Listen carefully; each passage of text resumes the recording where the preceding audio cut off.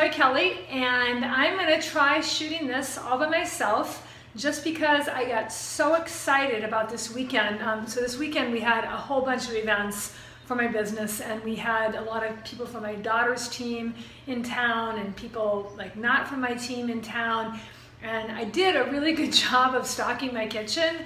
I filled the refrigerator, and you know, I thought that I had really prepared. But it came time for our last event on Sunday morning, and we were gonna have about 40 people over to the house, and we'd already been in events. We got done about 11 o'clock on Saturday night, and Sunday morning came around, and I knew I wanted to get a run in, and I knew that I had company over at the house, and I was just trying to figure out what we could make. I knew I could make smoothies with greens, and I knew I had a watermelon that I could cut up. I knew we had champagne for mimosas, but I was just kind of looking for something to make it a little more substantial. And we had some mixed nuts and fruit, and that was great. But I got home and I'm tearing through my cupboards, and I don't know if you've ever done this, but I'm like just tearing through my cupboards looking at what could I make that would be a finger food, that would be really quick, that would be clever, that people would really like, it'd be healthy, and you know, it'd be a real crowd pleaser. So what happened was I had all these girls from my daughter's team staying at the house. I think we had about 11 girls staying at my house over the weekend, and I had bought them all these potatoes because I thought this would be great. You know, you can do so many things with potatoes. They didn't touch them. So when I came home Sunday morning, a little bit before 9, our event was starting at 10. I got home a little bit before 9, kind of looking at what was I going to make, and I saw these potatoes, and I thought, aha! I'm going to make these little potato rounds. And hold on just one second, I'm going to show you what they look like.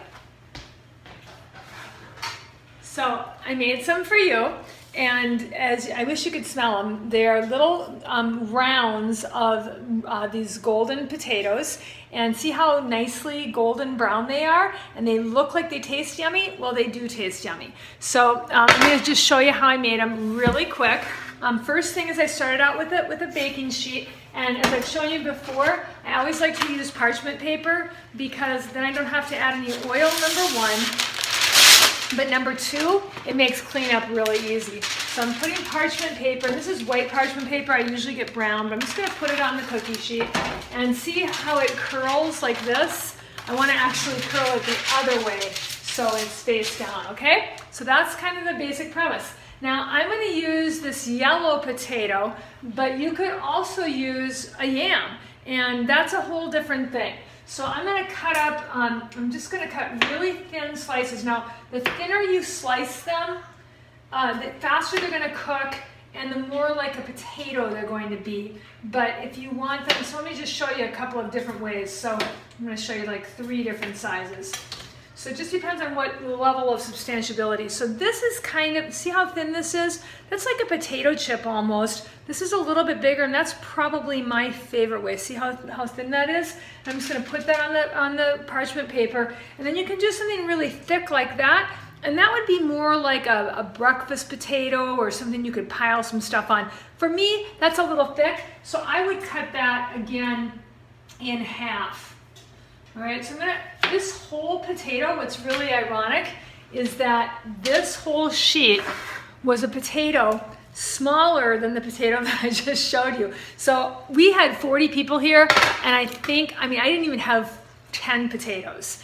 And everybody got enough. It was awesome. So what I did, and you could do a variety of things, but what I did is I first used Himalayan Sea Salt, and I like this brand a lot. Trader Joe's has one too. This has got a grinder on top, and what's neat is that you can screw the top of this off. Let me see. Oh, maybe not on this one, but normally you can screw the top of this off, and you can add more Himalayan sea salt to it, so you can keep these going. But you can also buy a salt grinder. But I'm gonna put a little bit of that on top of all of the potatoes, and I would spread the whole tray with the potatoes first. And then next, I'm gonna take some rainbow peppercorns, and this one you can actually get the top off, and I'm just gonna show you can you see that? See the variety of the colors of the peppercorns? I like that for how pretty they look, but also for the different flavor. So that's gonna go on second. I'm gonna grind, I'm really gonna do a pretty generous portion. If you see one of these cooked ones, I'll show you what it looks like after I do the next part. So the next thing I'm going to put on is I'm going to use a vegan Parmesan. Now, if you want to use dairy, you can. I try to cook without dairy as much as possible. So I'm using this vegan Parmesan cheese. And for me, it gives the flavor and kind of it helps the brownness. I'm going to sprinkle that on top. And then the last thing is kind of my secret ingredient. And this is granulated onion. If you can see that closely. And granulated onion, of course, gives it a really aromatic flavor, but it also, when it's underneath the broiler, it's what makes it turn brown. So even if I didn't have the faux Parmesan on it, I would get a really brown color. And so I'm gonna hold this up and show you what it looks like when you get done. And it's just, I mean, it's so amazing, and it's real. In fact, I want to eat one right now. That was a really crunchy one. It's almost like a potato chip, but it's a potato chip that you can feel good about eating. So I put them in the oven, and it was funny because Amber was helping me make them, and she said, how long should I keep them in the oven? I put it at 400. I had it on bake to start with, and she said, how long should I keep it in there? And I said, until they're done. And she thought that was pretty funny, but it is true. You have to kind of use your judgment. Every oven is different. They weren't getting done as fast as I wanted them to, so I turned it to convection bake, and that actually went a lot faster.